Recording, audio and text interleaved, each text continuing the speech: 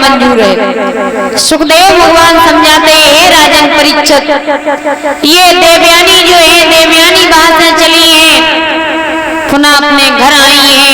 महाराज याति वहां से चले जाते, शुक्राचार्य चुपके चुपके ढूंढते रहे। जैसे ही देवयानी आई तो देवयानी को पूछा है कि देवयानी हमें आप ये बताओ कि हम कितने दिन से आपको ढूंढ रहे हैं, आप कहाँ पर थी?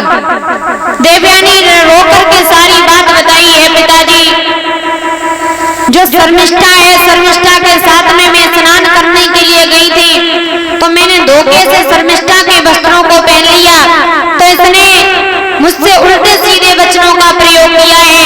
इसने हमसे कहा है कि ओरी भिखमंगी, मेरे पिता के टुकड़ों पर पलने वाली, और तूने मेरे वस्त्रों को पहना।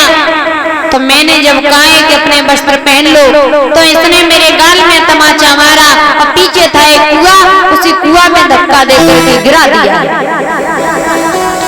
तो जैसे ही शुक्राचार्य ब्राह्मण ने ये सब बात सुनी, तो देवयानी से कहा है कि ऐसा करो, आप सभी वस्त्र अपने झोले में भरो, और मैं और तुम दोनों लोग अब बृहस्पति के राज्य में नहीं रहेंगे, बृहस्पति के राज्य को छोड़ करके यहाँ से निकल पड़ेंगे।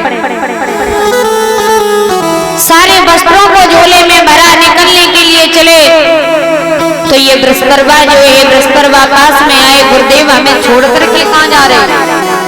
तो शुक्राचार्य ने कह दिया है कि मैं तुम्हारे राज्य में नहीं लौटूंगा। किस लिए नहीं लौटूंगा?